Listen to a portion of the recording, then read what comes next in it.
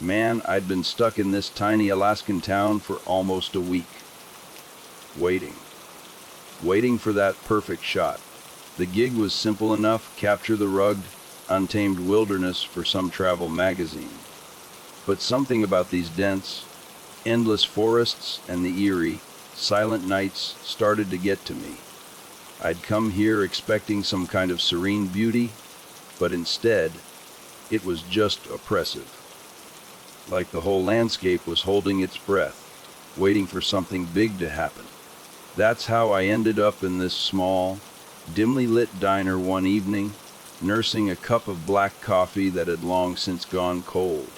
The place was practically empty, just a couple of locals scattered around, keeping to themselves. I was scrolling through the day's photos on my camera, trying to find anything that actually stood out, when the door creaked open and this guy walked in. He was older, maybe mid-50s, with a grizzled beard and this look that said he'd seen more than his fair share of rough winters. He slid into the booth across from me, nodding a quick hello before ordering his own coffee.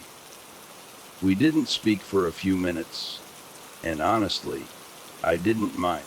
The silence felt natural, like it was just part of the environment. But then, just as I was about to get up and head back to my motel, he spoke. "You're not from around here, are you?" he asked. His voice was low and gravelly, like he'd been smoking since he was 12. "No, just passing through. I'm a photographer," I replied, holding up my camera as if to prove it. "Taking some shots for a project." He nodded, taking a slow sip of his coffee. "Not much to see around here," he said. But there was something in his tone that made me think he didn't entirely believe that. "Unless you're looking for something specific." I shrugged. "I'm just trying to capture the landscape, the feel of the place. But honestly, I'm getting a little bored. There's only so many trees and mountains you can shoot before it all starts to look the same." He chuckled at that, a dry, almost humorless sound. "Yeah, I can see that. But there are things around here that aren't on any map. Places that aren't for tourists." Now, that got my attention. "What do you mean?" I asked, trying to keep my tone casual. "Like what?" The man glanced around the diner, as if checking to see if anyone was listening. There wasn't anyone nearby, but he still leaned in a little closer. "Old military base," he said, almost in a whisper. "Out past the tree line, near the old logging road. Been abandoned for decades. Most folks don't even know it's there. An abandoned base." I repeated, more out of disbelief than anything else. "What's it doing out here?" He shrugged. "They built it during the Cold War, back when they thought they needed a place out here, far away from prying eyes. Never really said what it was for, but they shut it down quick. Too quick, if you ask me." I could feel my curiosity sparking, even though I knew I should probably just let it go. "You ever been out there?" I asked. "Once, years ago. Didn't stay long," he said, his eyes narrowing slightly. "Didn't like the feel of the place. Too quiet, like it was waiting for something." I leaned back, trying to process what he was saying. There was a part of me that wanted to brush it off as just another local ghost story. But there was also a part of me, the part that had gotten me into trouble more than once, that couldn't resist the idea of exploring a place like that. "How do I get there?" I asked, trying to sound casual, even though I could feel my heart beating a little faster. He hesitated, and for a moment, I thought he wasn't going to answer. But then he sighed, as if resigning himself to the idea that I wasn't going to let it go. "You take the old dirt road out past Miller's Creek. Follow it for about 5 miles, then take the first right. You'll see a chain link fence. It's rusted and broken in places, but you can get through. Just be careful." "Careful," I repeated, raising an eyebrow. "What do you mean?" He didn't answer right away. Instead, he took another long sip of his coffee, staring down into the dark liquid like it might hold the answers he needed. "There's things out there," he said finally. "Things you don't want to mess with. I'm not saying you'll find anything, but if you do, you'll wish you hadn't." The way he said it sent a chill down my spine, and I had to remind myself that I was a grown man, not some kid afraid of the dark. "I appreciate the warning," I said, trying to sound confident, "but I think I'll be fine." He just looked at me, his eyes dark and serious. "Maybe you will," he said quietly. "But just remember, some things are abandoned for a reason." I didn't know what to say to that, so I just nodded and finished my coffee. The conversation had left me feeling uneasy, but also more determined than ever.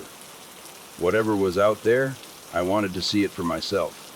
I needed to see it for myself. I paid my bill and left the diner, stepping out into the cold night air. The streets were quiet, and the sky was clear, the stars shining like tiny pinpricks of light against the darkness. I stood there for a moment, thinking about what the man had said, and then I made up my mind. I was going to check out that base. I spent the rest of the evening doing a little research, trying to find anything I could about the place. But there was almost nothing. A few mentions of a base that had been operational during the 1960s, but no details, no photos, nothing to explain why it had been shut down so abruptly. It was like someone had gone out of their way to erase any trace of it. That only made me more curious. The next morning, I packed up my camera gear, a flashlight, and a few other essentials. I wasn't planning on staying long, just long enough to get a few shots and satisfy my curiosity. I figured I'd be in and out in a couple of hours, tops. The drive out there was longer than I expected. The old dirt road was rough, barely more than a trail in some places, and it twisted and turned through the dense forest, making it impossible to see more than a few feet ahead. It felt like I was driving deeper and deeper into a place where I didn't belong, and I couldn't shake the feeling that I was being watched. But every time I glanced in the rearview mirror, there was nothing there. After about an hour, I saw the fence. It was just like the man had described, rusted, sagging in places, with sections that had been broken or cut away. I pulled up to the gate, which hung open on one hinge, and got out of the car. There was a cold breeze blowing, carrying the faint smell of damp earth and pine, and for a moment, I almost thought about turning back. But then I saw the base. It was bigger than I expected, a collection of squat, concrete buildings with peeling paint and broken windows. There were no signs, no markings, nothing to indicate what it had been used for. Just rows of dark, empty windows staring back at me like eyes, watching my every move. I took a deep breath, grabbed my camera, and stepped through the gate. The ground was soft and uneven, covered in patches of dead grass and mud. I could see the remains of old equipment scattered around, rusted metal pipes, broken crates, and the occasional piece of machinery that looked like it hadn't been touched in decades. It was eerie, but also strangely fascinating, like walking through a place that had been forgotten by time. I started taking photos, trying to capture the bleak, desolate beauty of the place. But the further I went, the more I felt like I was intruding on something. It was like the air was getting colder, thicker, as if the base was trying to push me away. I was about to turn back when I saw the entrance to one of the buildings. It was partially open, the door hanging off its hinges, and I could see a staircase leading down into darkness. I knew I shouldn't go down there. I knew it was probably a bad idea, but I also knew that if I didn't, I'd always wonder what was down there. So, I took a deep breath, turned on my flashlight, and stepped inside. The air was colder down there, almost freezing, and it smelled faintly of damp concrete and something else I couldn't quite place. I could hear my footsteps echoing off the walls, and I couldn't shake the feeling that there was something down there with me, just out of sight, waiting. But I kept going, my flashlight cutting through the darkness, guiding me deeper into the belly of the base. I didn't know what I was expecting to find, but I had a feeling that whatever it wasn't going to be good. I barely slept that night. My mind was racing with images of the abandoned base and what could possibly be hidden there. As the morning light crept through the thin curtains of my motel room, I felt an uneasy excitement pushing me forward. This was what I lived for, the chance to uncover something forgotten, something no one else had dared to explore. After a quick breakfast that I barely tasted, I packed my gear. My camera, flashlight, and extra batteries were non-negotiables. I threw in a couple of energy bars, bottled water, and a small first aid kit, more out of habit than expectation of needing them. A sense of anticipation buzzed in the back of my mind, though I told myself it was just the thrill of a new discovery. As I drove out of town, following Dan's directions, so I'd managed to remember his name, had to be important, right? The scenery began to shift. The paved road gave way to gravel, and eventually I found myself on a narrow dirt road that twisted and turned through dense trees. The forest felt like it was closing in on me, thick with towering pines and spruces that blocked out most of the sky. Every now and then, I caught glimpses of old, rusted signs, half buried in undergrowth remnants of what might have once been warnings. But the words had faded long ago, leaving nothing but weathered metal. The road itself was rough, and I had to keep both hands on the wheel to avoid potholes and rocks. It felt like I was driving deeper into a place that didn't want to be found, where nature had reclaimed everything. The radio lost its signal about 10 miles back, and my phone had no reception for even longer. I was completely cut off. That was when I first noticed it, the feeling that something was off. It wasn't the road or the isolation. I was used to that. No, this was something different, a subtle but persistent sensation that I was being watched. I caught myself glancing into the rearview mirror more often than usual, expecting to see what?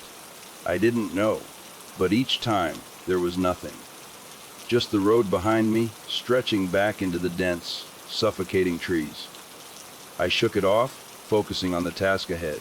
This was just another abandoned place, nothing more. But still, the sensation lingered, gnawing at me as the road narrowed, forcing me to slow down. After nearly an hour of driving, I saw it, the fence. It loomed ahead, just as Dan had described, sagging and rusted with age.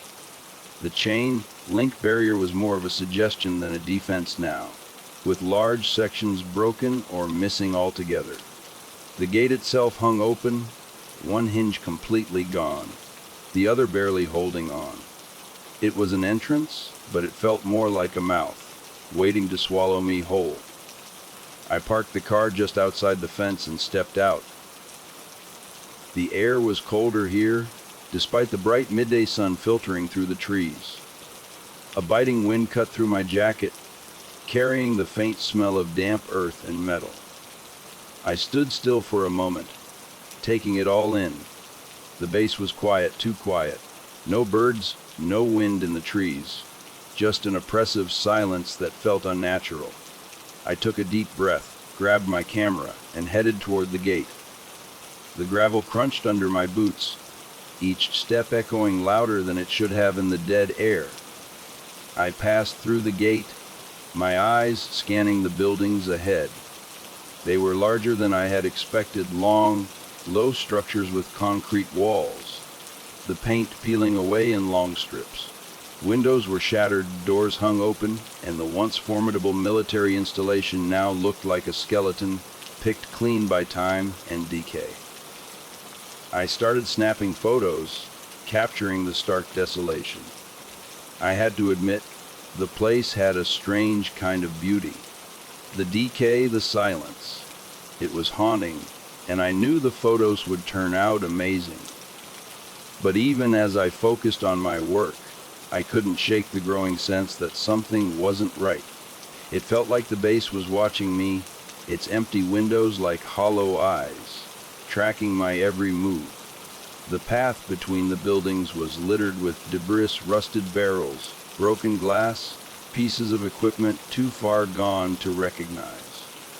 I could see where nature had begun to take over, with vines creeping up the walls and grass growing through the cracks in the pavement. As I moved deeper into the base, the wind picked up, whistling through the broken windows and creating an eerie, almost mournful sound. After a while, I found myself standing in front of a larger building. Its entrance was partially obscured by a collapsed awning, but the door was wide open, swinging slightly in the wind. My curiosity got the better of me. I raised my flashlight and stepped inside. The air inside was cold, much colder than outside, and carried a faint metallic tang that clung to the back of my throat. My flashlight beam cut through the darkness, revealing a long corridor lined with old offices. The floor was covered in dust and debris, and I could see signs that the place had been abandoned in a hurry. Chairs were tipped over, papers scattered across the floor, and a few old military jackets still hung on hooks by the doors. I took a few more photos, but the unease was starting to creep back in. Something about the place felt wrong, like it had been frozen in time. It wasn't just the abandoned equipment or the emptiness, it was something else, something I couldn't quite put my finger on. As I moved further down the hallway, I began to hear faint noises. At first, I thought it was just the wind, but the sounds grew more distinct, a soft clanking, like metal against metal, and something else, a rustling, as if something was moving just out of sight. I stopped, straining to listen, but the sound stopped too. The silence rushed back in, heavy and oppressive. I shook my head, trying to convince myself it was nothing. Just old pipes settling, or maybe a raccoon scurrying through the debris. Still, my heart was pounding a little faster now, and I found myself gripping the flashlight tighter as I continued down the hallway. At the far end of the corridor, I found a door that was slightly ajar. I hesitated, feeling a sudden reluctance to go any further. But the pull of discovery was too strong. I nudged the door open and stepped inside. The room was small, with bare concrete walls and a control panel against one wall. It looked like some kind of operations center, with switches and dials, though most of them were covered in dust and grime. I approached the panel, wiping away the dust with my sleeve, and saw that some of the switches were still functional. One in particular caught my eye, a large, red switch in the center of the panel. Against my better judgment, I flipped it. A low hum filled the air, followed by the faint flicker of lights down the hallway. For a brief moment, the entire building seemed to come alive, the lights casting long, eerie shadows on the walls. And then, just as quickly, they flickered out again, leaving only the dim beam of my flashlight. But that wasn't the worst part. From somewhere deep in the base, beyond the reach of the flashlight, I heard a sound. Faint at first, but unmistakable footsteps. Slow, deliberate footsteps, echoing off the walls. I froze, my breath catching in my throat. The footsteps were distant, but they were coming closer. And there was something off about them. They didn't sound like the footsteps of an animal, or even another person. They were too slow, too heavy, like something was dragging itself through the dark. My mind raced, trying to make sense of it. Maybe it was just the building settling. Maybe it was an animal bigger than I thought. But deep down, I knew that wasn't it. Something was down here, something that shouldn't be. I backed away from the control panel, my eyes darting to the door. I needed to get out of there, fast. But as I turned to leave, the door slammed shut with a deafening crash. I lunged for the handle, my hands shaking as I tried to yank it open, but it wouldn't budge. Panic surged through me. I was trapped. And those footsteps, they were getting closer. I could hear them now, clearer than before, heavy, deliberate, slow, like something was taking its time, enjoying the chase. I had to think, I had to get out. My mind raced, scanning the room for another exit, but there was nothing. Just bare walls and that cursed control panel. My pulse pounded in my ears as I braced myself against the door, trying to calm my breathing. And then, the footsteps stopped, right outside the door. I didn't dare move. I didn't even breathe. I just stood there, pressed against the cold concrete, listening to the deafening silence that had replaced the footsteps. For a long moment, there was nothing. No sound, no movement. Just the crushing weight of fear and the knowledge that something was waiting on the other side of that door. And then, slowly, the handle began to turn. The moment the handle began to turn, my entire body went rigid. I could feel my pulse throbbing in my ears, drowning out the silence. My eyes were glued to the door, and I was torn between bolting and freezing in place, praying that whatever was on the other side would change its mind and leave. But I knew better. Nothing that had come this far was going to walk away now. The door creaked open, just a crack. I strained my eyes, trying to see through the gap, but the darkness swallowed everything. For a few agonizing seconds, there was nothing but silence, and then I heard it, a faint, rasping breath, like someone struggling to inhale through a throat clogged with dust. My fingers tightened around the flashlight, its beam shaking slightly as I raised it. The door stopped moving. My heart hammered, daring me to do something, anything. I took a step back, my mind racing through options that all seemed equally terrible. I couldn't stay in the room. It felt like a trap. But leaving meant facing whatever was out there. And it was definitely still there.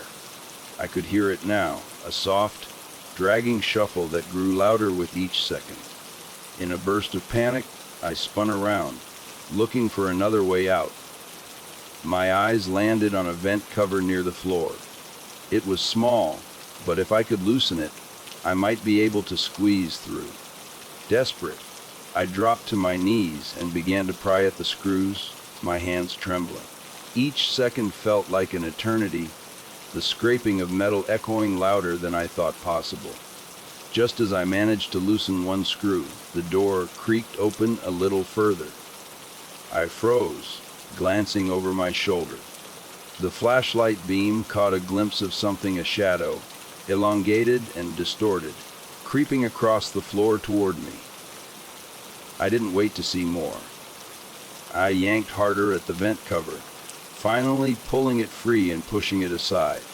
I could hear the footsteps now, closer and clearer, accompanied by that same labored breathing. It was moving slowly, but steadily, as if it had all the time in the world. I wriggled into the vent, forcing my shoulders through the narrow opening, my flashlight clenched between my teeth. The metal edges scraped against my sides, but I ignored the pain and kept going, inch by inch. As soon as I was fully inside, I pushed the vent cover back into place, leaving it slightly ajar so I could see out. The vent was cramped, and the air was stale, but it felt safer than that room. I had to remind myself to breathe quietly, to keep my nerves in check. Through the tiny opening, I saw the door swing open fully. My flashlight's beam flickered across the floor, but the thing standing there was hidden in the shadows, just out of sight. I could still hear it breathing, a horrible, wheezing sound that made my skin crawl. Then it took a step forward, dragging its feet across the floor, and the flashlight beam flickered wildly, as if it sensed the presence. I held my breath, waiting.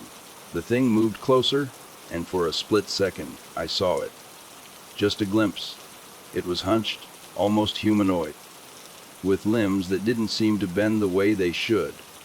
Its skin was pale, almost translucent, and I could make out patches where it looked torn, hanging off like old, peeling wallpaper. But its face, that was the worst part. I couldn't see it clearly, but there was something wrong, something that didn't belong. Eyes that seemed too dark, too deep, like they were pulling the light into them and swallowing it whole. It stopped near the control panel, just inches away from the vent. I could hear its breaths, ragged and uneven, like it was struggling to keep itself upright. For a moment, it stood still, as if trying to figure out where I had gone. My hands shook, and I had to press them against the sides of the vent to stop the rattling. The urge to move, to run, was overwhelming, but I forced myself to stay still. If it hadn't seen me yet, I didn't want to give it a reason to start looking. The creature's head tilted, almost as if it was listening for something. Then, without warning, it turned and shuffled back toward the doorway, disappearing into the dark hallway. I waited, listening to the creature's footsteps fade away. But even when I could no longer hear them, I didn't move. I couldn't risk it. Not yet. When I finally felt like I could breathe again, I slid the vent cover aside and crawled out, careful not to make a sound. The room felt colder, and the air was heavy, like it was weighing me down. I had to get out of there, but I also needed answers. I looked around, my eyes settling on the control panel. If that thing had been so interested in it, maybe it was important. Maybe it held some clue to what was going on. I approached it slowly, half expecting the creature to burst back in at any moment. The switches and dials were old, covered in grime, but some were labeled. My eyes scanned over them, and I noticed one switch that was different from the rest. It was marked with a word that made my blood run cold: containment. I hesitated, my mind screaming at me to just leave. But my curiosity wouldn't let me. What were they trying to contain? Was it that thing I had seen? Or was there something worse lurking in the shadows of this place? Against all reason, I flipped the switch.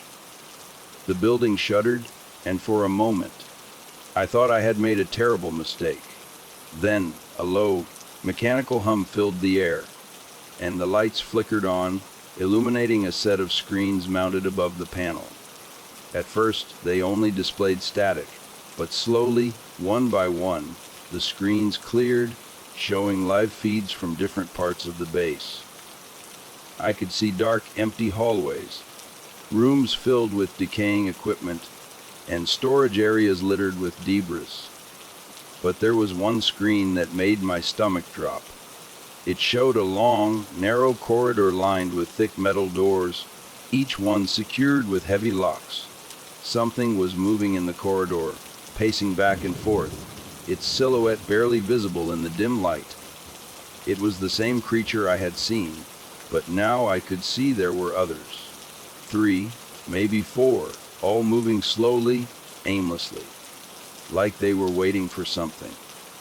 Then the screen flickered again, and a message appeared, the same one I had seen earlier, but with an added line: "You shouldn't be here.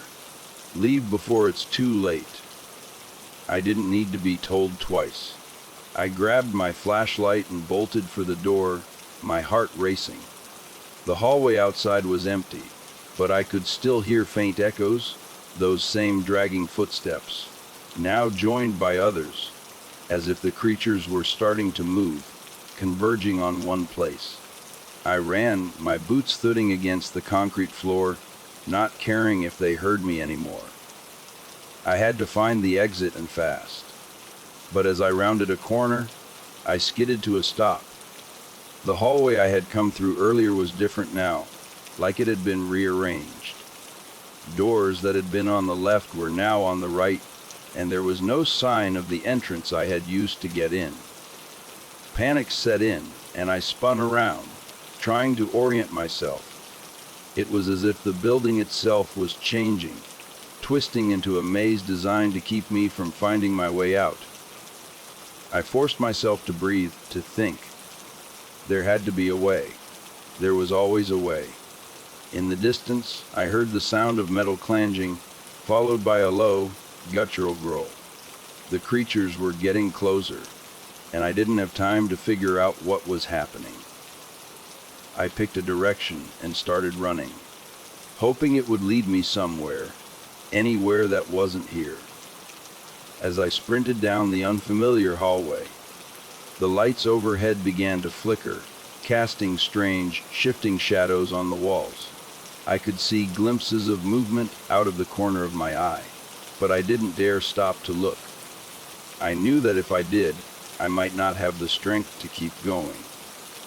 Finally, I saw it through a heavy, rusted door at the end of the corridor, slightly ajar, with a sliver of light spilling out from the other side. I didn't care where it led. I just needed to get out. I charged toward it, throwing my shoulder against the metal, and stumbled through.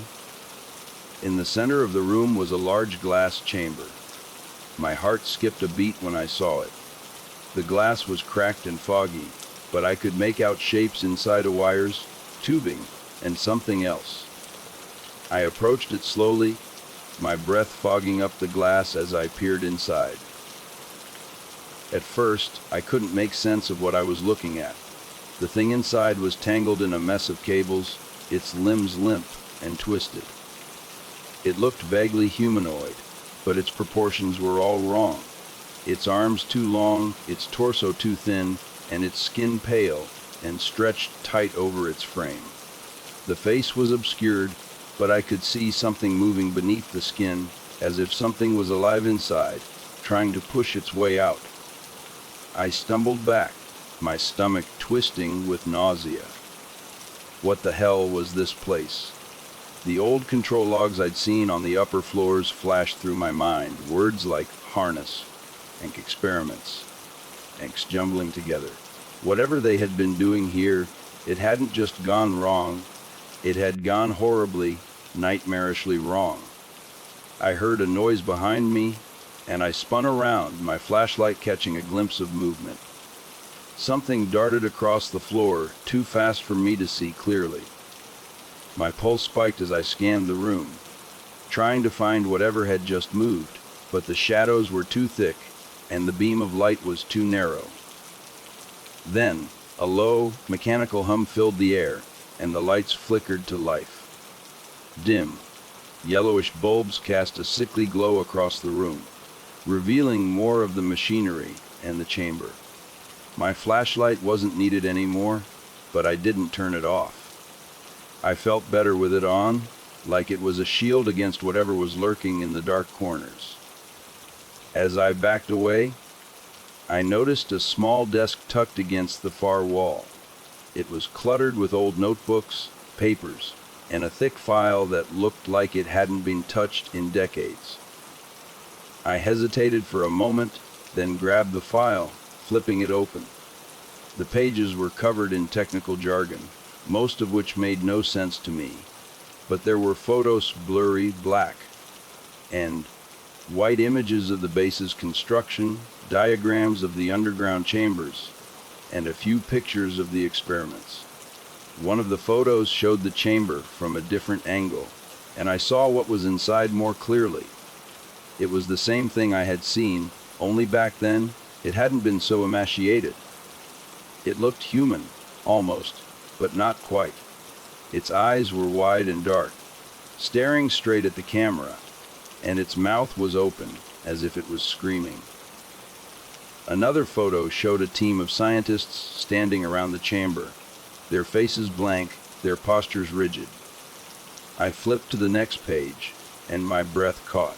A handwritten note, scrawled hastily across the paper, read experiment compromised. Attempted control failed. Do not release under any circumstances. I dropped the file, the papers scattering across the floor. It all started to make sense, but in the worst way possible.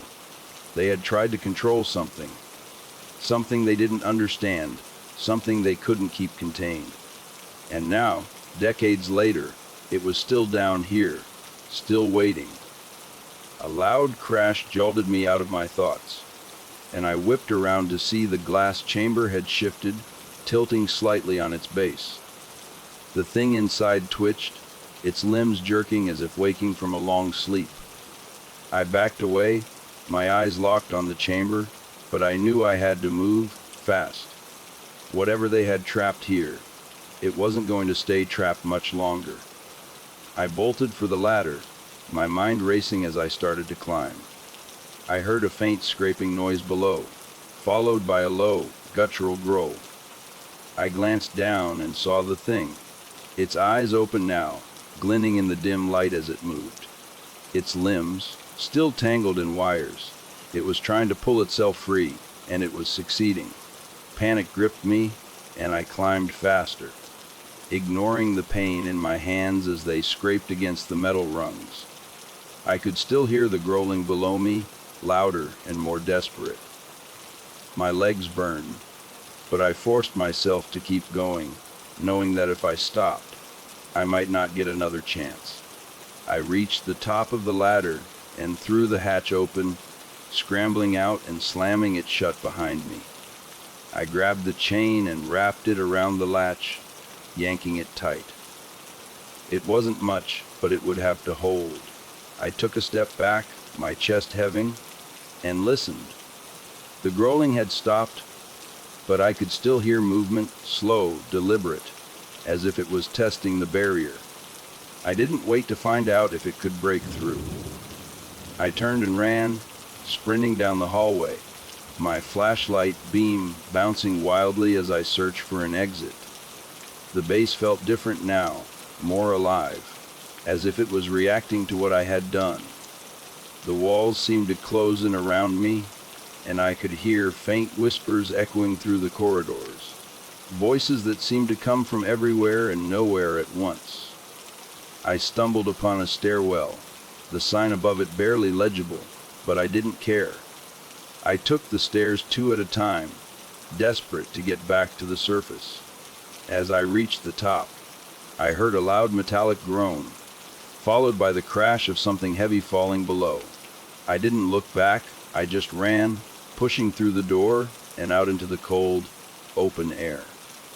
The sun was beginning to set, casting long shadows across the base. I could see my car in the distance, parked just outside the fence.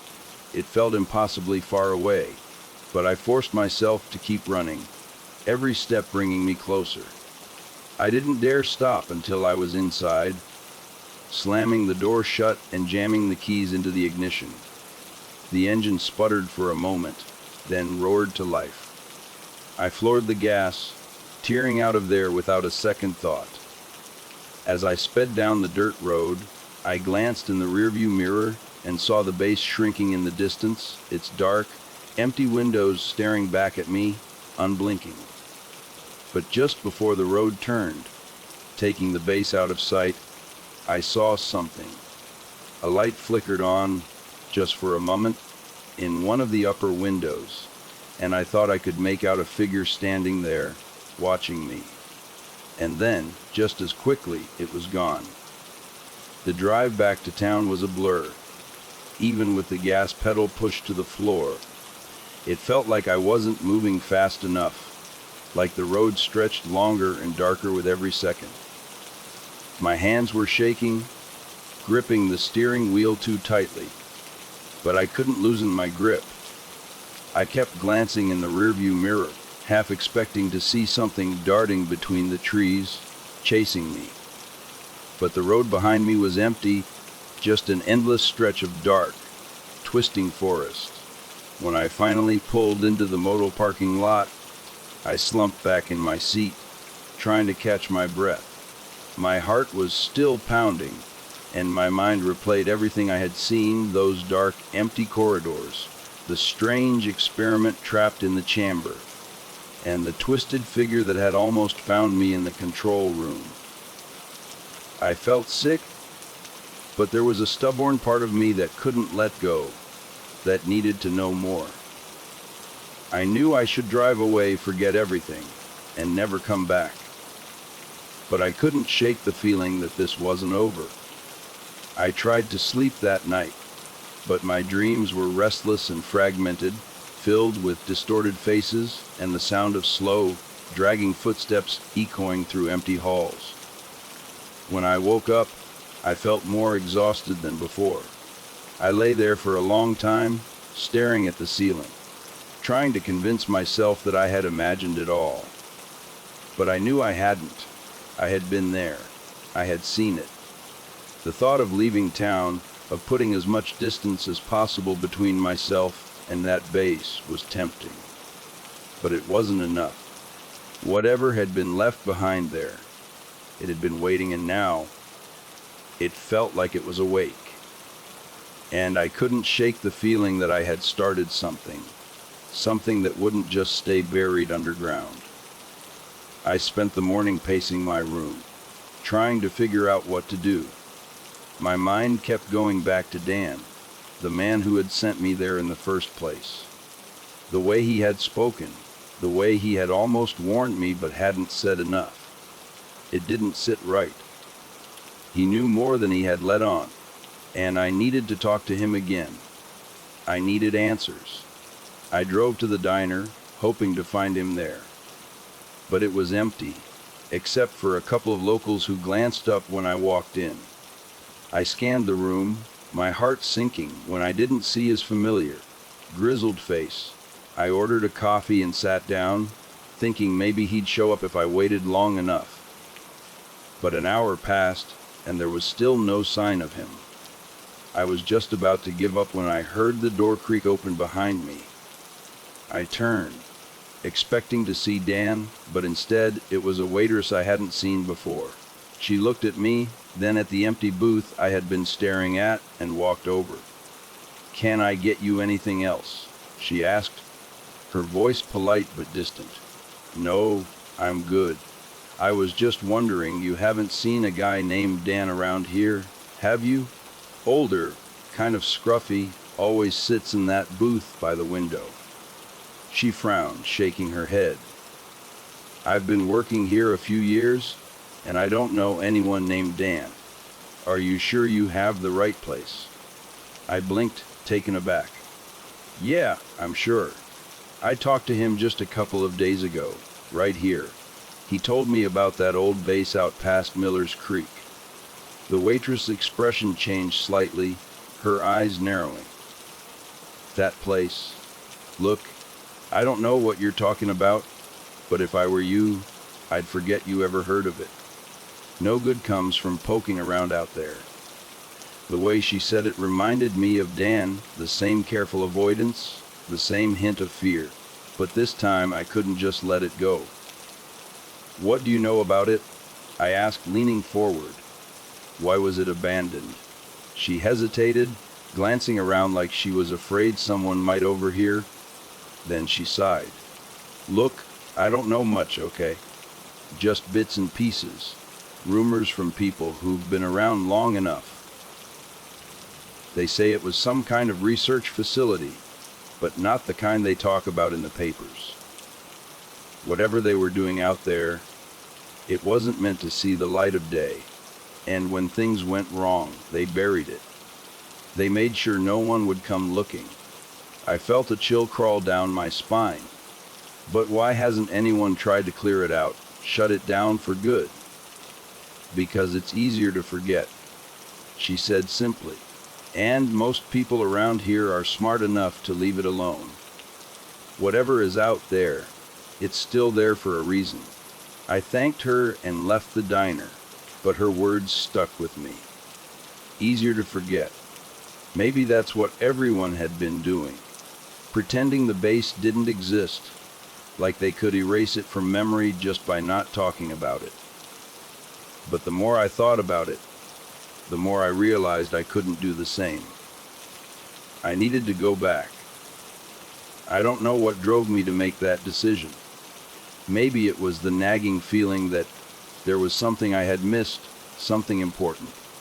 Or maybe it was just stubbornness, a need to finish what I had started. Whatever it was, it led me back to the base, back to the place I had sworn I would never see again. The drive felt different this time. The road seemed longer, the trees darker, and the air colder. It was as if the forest knew I was coming back, and it wasn't happy about it. When I reached the gate, I hesitated, my hand on the steering wheel, staring at the rusted metal fence. Part of me wanted to turn around, drive until I couldn't see the base anymore. But I knew that wasn't an option. Not now. I parked the car and got out, my footsteps crunching on the gravel as I approached the gate. It creaked open, just like before, and I stepped inside, my heart pounding. The buildings looked the same, still crumbling and silent, but there was a tension in the air that hadn't been there last time. I felt like I was walking into a trap. I made my way back to the building with the control room, the one where I had seen the creatures on the monitor. I didn't want to go back inside, but I had to. I had to see if there was anything else, any clue I had missed. The door was still open, swinging gently in the wind, and I slipped inside, my flashlight cutting through the darkness. The control room was just as I had left it. The monitors dark and silent, the control panel still coated in dust. I approached it slowly, half expecting the screens to flicker on again, but they stayed dark. I let out a breath I didn't realize I'd been holding, relief mixing with unease. I hadn't seen any of the creatures on my way in, but I could feel them. I knew they were still here, somewhere, watching. I scanned the room, looking for anything I hadn't noticed before. There was a desk pushed up against the wall, covered in more papers, and I sifted through them, hoping to find something, anything that would explain what had happened here. Most of it was useless, pages of technical jargon that meant nothing to me. But then, I found a journal, its cover worn and faded. I flipped it open, and my breath caught. The first few pages were filled with neat, precise handwriting, detailing the early stages of the experiments, the excitement and hope that had driven the researchers. But as I read on, the writing grew messier, the sentences more fragmented. Words like containment breach and uncontrollable jumped out at me, and I felt a knot form in my stomach. I turned to the last page, and my blood ran cold. The handwriting was barely legible. The handwriting was barely legible, scrawled hastily across the paper. We were wrong. It's not a subject, it's a signal, and it's calling to them. We can't stop it. If anyone finds this, the sentence cut off, the pen dragging across the page as if it had been yanked away. I dropped the journal, my hands shaking, and took a step back. A signal. I didn't understand, but I didn't have time to think. The air was getting colder, and I could hear something, a faint, rhythmic sound like a heartbeat pulsing through the walls. I turned my flashlight, sweeping it across the room, and that's when I saw it. The monitor at the far end of the room flickered, then burst to life, showing the same dark corridor I had seen before. Only this time, the metal doors were open, and the hallway was empty. I couldn't breathe. They were out. Whatever was down there, whatever they had been trying to contain, it was loose. And it wasn't just one anymore. I could hear the sound growing louder, like a drumbeat echoing through the base, and I knew I had to get out. I bolted for the door, my flashlight swinging wildly, casting long shadows that danced across the walls. But as I reached the hallway, I froze. Something was blocking the exit. A dark, twisted shape that stood in the doorway, its eyes glinting in the dim light. I took a step back, my heart hammering, and it moved, slowly, its limbs jerking unnaturally, like it was struggling to remember how to walk. For a moment, we just stared at each other, and I felt like I was looking at something that wasn't meant to be seen, something that existed outside of everything I understood. Then it tilted its head, and I heard a sound, a low, distorted hum that vibrated through the air, sending chills down my spine. It was the signal, the thing that the journal had warned about, and it was calling them. I didn't wait to see what would happen next. I turned and ran, not caring where I was going, just needing to get away.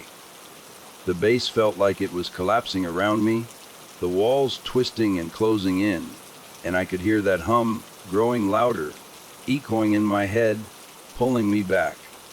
I had to keep running. I had to get out before it was too late. As I stumbled through the darkness, I realized the truth. The base wasn't just hiding something, it was a beacon. And I had been the one to light it. The hum echoed in my ears as I stumbled through the darkened corridors, my legs heavy and my breathing ragged. The base felt alive now, like it was breathing around me, pulsing with an energy I didn't understand. I was disoriented, barely able to tell which way I was going, but I knew I had to get out. The flickering lights cast long, jagged shadows across the walls, and every step I took felt like it might be my last. I pushed through a set of heavy doors, half expecting them to be locked, but they swung open easily. I was in another long hallway, lined with rooms that looked like they hadn't been touched in years. The rhythmic, droning hum was louder here, vibrating through the floor, and I felt it deep in my bones. I had to press on.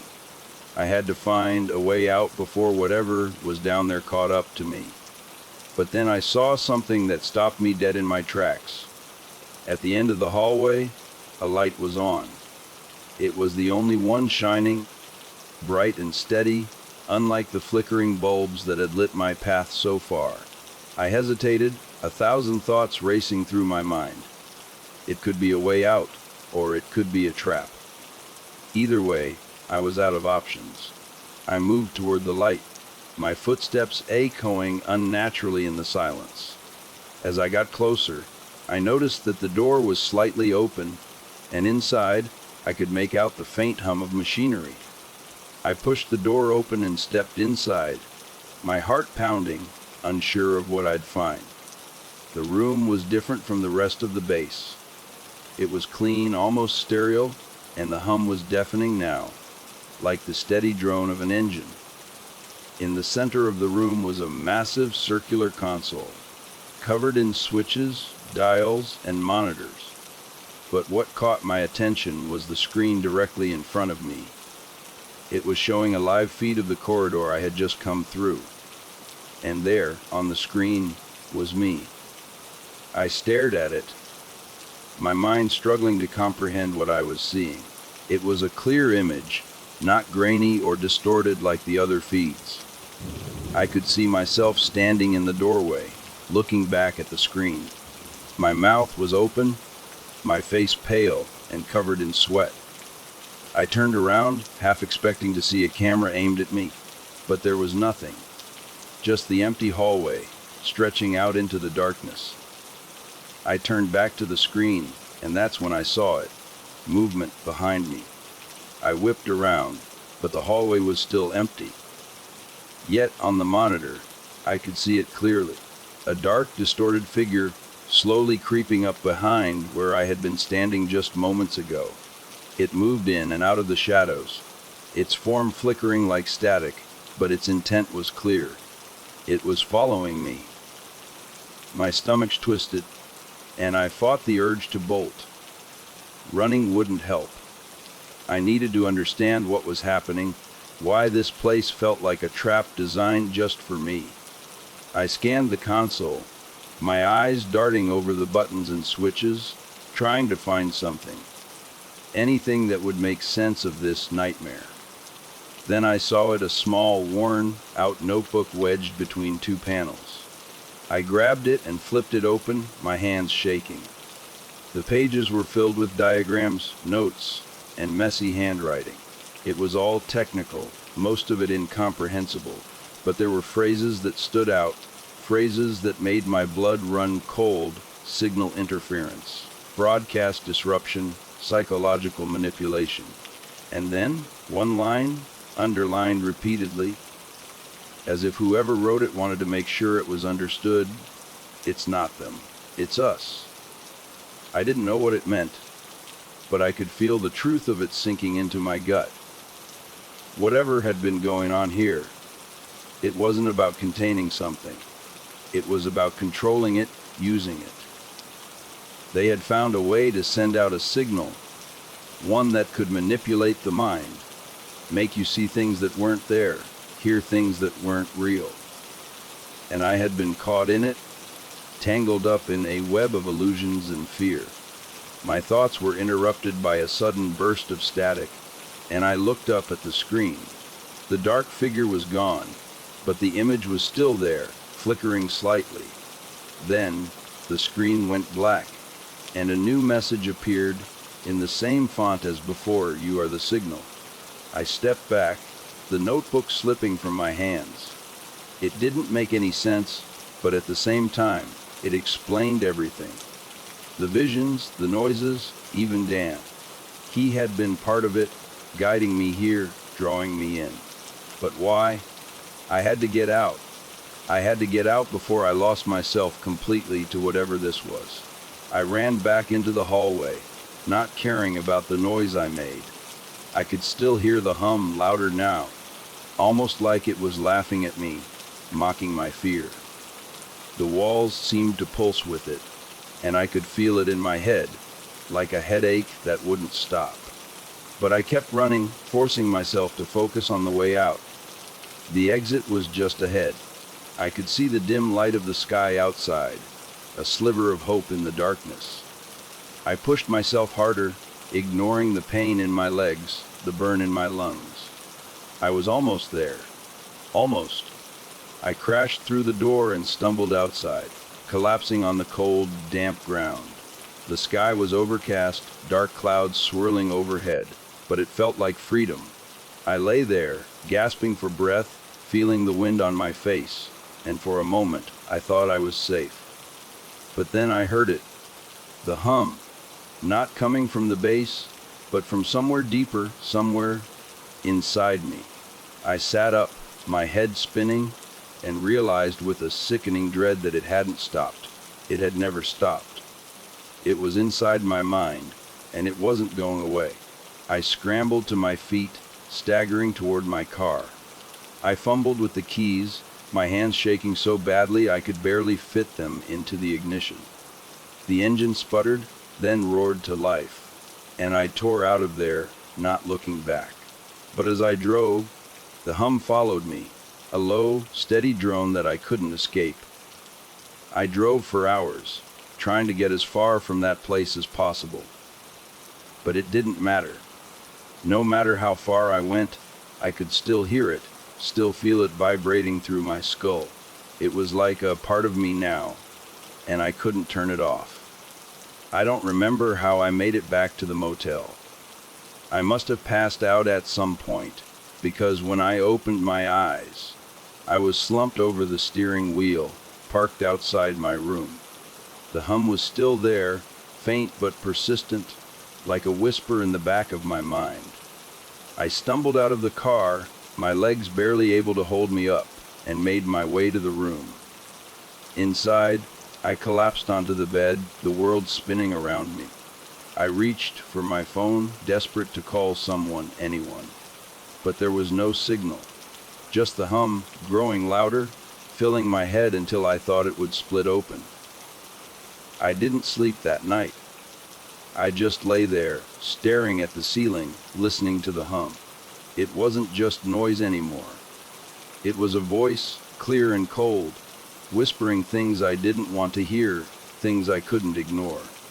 And I knew with a clarity that chilled me to the bone that it wasn't going to stop. I was the signal. I had been all along. And now it was using me, broadcasting through me, spreading itself.